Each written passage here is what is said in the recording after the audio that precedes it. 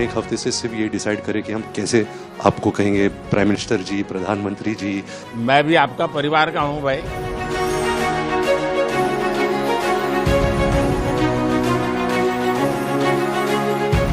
Wait करी थी जब आपको मिलेगी 10 साल से बना करेंगे। 10 साल जी 10 साल पहले वेस्ट करना था भाई।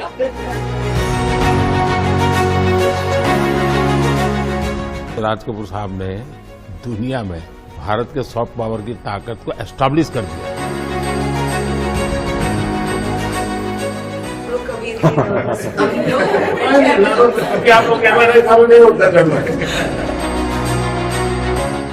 फोटो तो रैरली होता होगा। बहुत कम वस्तुओं में जो बचे रहे फैमिली में, तो ये 10 या 12 वस्तुओं में से एक है, तो आपको पेश करना चाहते हैं हम। यहाँ जो पीएम म्यूजियम बना है उसमें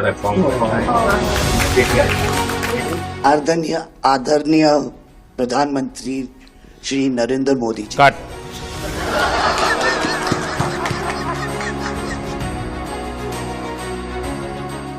पिछले हफ्ते जो हमारी व्हाट्सएप फैमिली ग्रुप है, हम एक हफ्ते से सिर्फ ये डिसाइड करें कि हम कैसे आपको कहेंगे प्राइम मिनिस्टर जी, प्रधानमंत्री जी। रीमा बुआ मेरे को रोज फोन करके पूछ रही है क्या मैं ये बोल सकती हूँ, क्या मैं ये वो बोल सकती हूँ। मैं भी आपका परिवार का हूँ भाई, आपको जो मर्जी पड़े वो बोलिए। बहुत अच्छा रट के हाँ।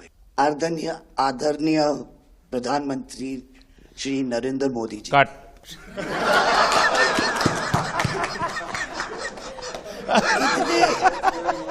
इतने कीमती वक्त में आपने सबको आज यहाँ निमंत्रित किया राज कपूर के बर्थडे 100वीं बर्थडे पे अवसर पे। हम आपका शुक्रिया अदा करते हैं। और पापा की पिक्चर के गाने की 1-2 लाइन याद आ गई। मैं ना रहूंगी, तुम ना रहोगे, लेकिन रहेंगी निशानियां।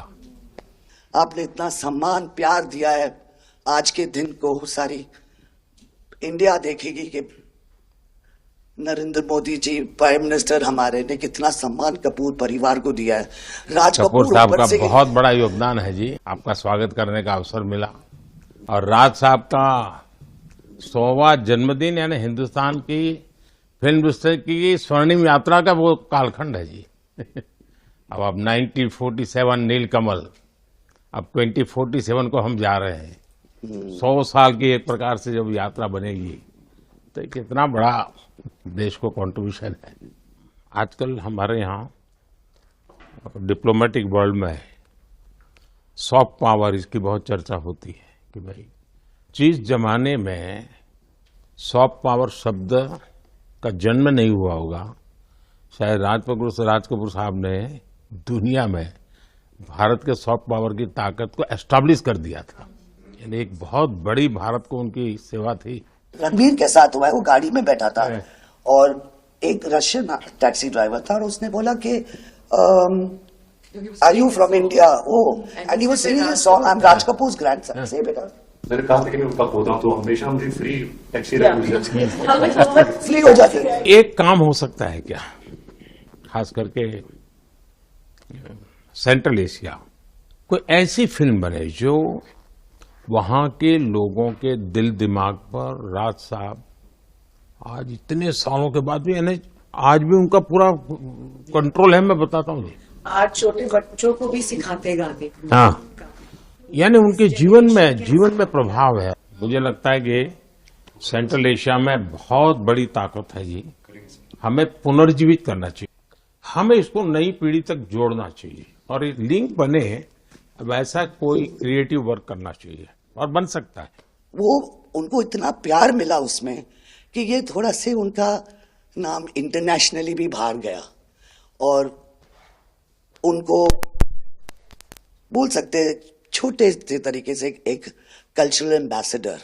लेकिन आज मैं ये आपको बोलना चाहती हूँ, वो छोटे से कल्चरल एम्बेसडर थे, लेकिन हमारे प्राइम मिनिस्टर इंडिया के तो हमें ग्लोबल मैप में डाल दिया है। एंड वो हम we are so proud, each member of this family is very proud. देखिए देश की आज प्रतिष्ठा बहुत बड़ी है। सिर्फ योगा ले लीजिए जी, आज दुनिया के किसी भी देश में जाइए, योगा के प्रति इतना मम्मी और मैं, हम दोनों, बेबो, लोलो, हम सब योगा में बहुत रुचि रखते हैं। वैसे मैं दुनिया के जितने लीडर से मिलता हूँ, लंच डिनर अगर साथ में है तो मेरे अगल बगल में जितने भी है वो मेरे से योगा के लिए ही चर्चा करते हैं। एक छोटा सा ट्रिब्यूट है नाना जी के लिए। एक्चुअली दरअसल मेरा पहला फिल्म है एज अ प्रोड्यूसर, एंड मेरा सपना था कि मैं अपने फैमिली के साथ कुछ करूं, तो सब इस फिल्म में है। मैं एक चीज बोल सकती जी हूँ, बिल्कुल। ये वो ग्रैंडसन है, राधा ग्रैंडसन्स, मेरे दोनों बच्चे, हैं, ये अपने नाना को मिले नहीं है हैं। और ये पिक्चर बना रहे हैं, और उनकी सब उस अरमान ने इतनी खोज की है हर चीज की, और उसमें थोड़ा बहुत just for him he is making. जो कुछ सीखे हम फिल्मों के माध्यम से, और जो माँ ने सिखाया मुझे, उनसे सीखे हम। देखिए, जब आप रिसर्च करते हैं ना, तो एक प्रकार से आप उसको जीते हैं जी, उस दुनिया को जीते हैं। तो आप बड़े भाग्यवान हैं जी कि भले आपने नाना जी को देखा नहीं, लेकिन नाना जी को जीने का आपको अवसर मिल रहा है। जी बिल्कुल बिल्कुल, ये बहुत बड़ा सपना है मेरा, और I am really thankful, full family is part of this. मुझे याद है हमारे यहाँ इनके फिल्मों की ताकत क्या थी। जनसंघ का जमाना था और दिल्ली का चुनाव था, तो चुनाव में जनसंघ के लोग हार गए। तो अडवाणी जी, अटल जी ने कहा, यार चुनाव तो हार गए, क्या करेंगे, तो चलो बोले मूवी देखते हैं। तो वो मूवी देखने गए, राज कपूर साहब की मूवी फिर सुबह होगी।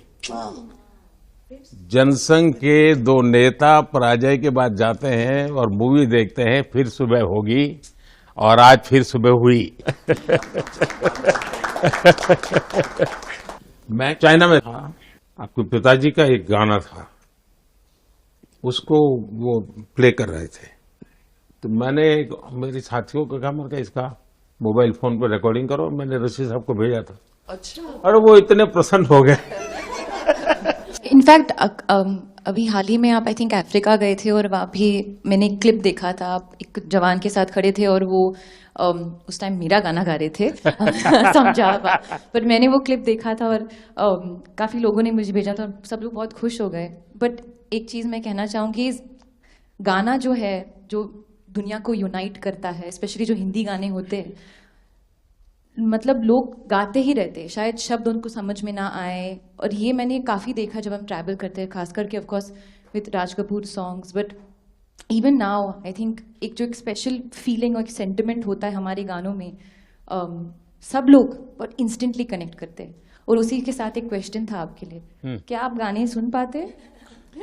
मैं सुन पाता हूँ, क्योंकि मुझे अच्छा लगता है। कभी मौका मिल जाए तो मैं जरूर सुन लेता हूँ। आप पहले प्रधानमंत्री हैं जिससे मैं मिला हूँ, और आपने आंखों में आंख लगा के इतने मतलब पर्सनली हमसे मिले हैं, और 2 बार मिले हैं। आप में इतनी अच्छी एनर्जी है, और आप इतनी मेहनत करते हैं, और आप जो करते हैं मैं आपको कंग्रेचुलेट करना चाहूँगा। और thank you for opening your doors, और हम सबसे मिलने के लिए, और इतने एक्सेसिबल होने के लिए, तो बहुत खुश हूँ। मैं आपके पिताजी को मिला हूँ, और मैं सोच रहा था कि आज मुझे 3 पीढ़ी को मिलने का मौका मिलेगा, लेकिन आप लाए नहीं तीसरी पीढ़ी को। They're all big actors. We are not in the creative field. My children are trying level best. That we would be invited by the Prime Minister. मतलब पापा थैंक यू। 13, 14 और 15 दिसंबर को हम राज कपूर का एक रेट्रोस्पेक्टिव कर रहे हैं। गवर्नमेंट ऑफ इंडिया, NFDC और NFAI ने हमारी बहुत मदद की। हमने उनकी 10 फिल्म लेके उनको रिस्टोर किया है, ऑडियो और विजुअल। तो हम पूरे हिंदुस्तान में कुछ 160 थिएटर्स में 40 सिटीज़, अराउंड 40 सिटीज़ उनकी फिल्में दिखा रहे हैं। तो 13 तारीख को हमारा प्रीमियर है, जो हम मुंबई में करें। पूरी फिल्म इंडस्ट्री को हमने बुलाया है। Thank you. जय गणेश।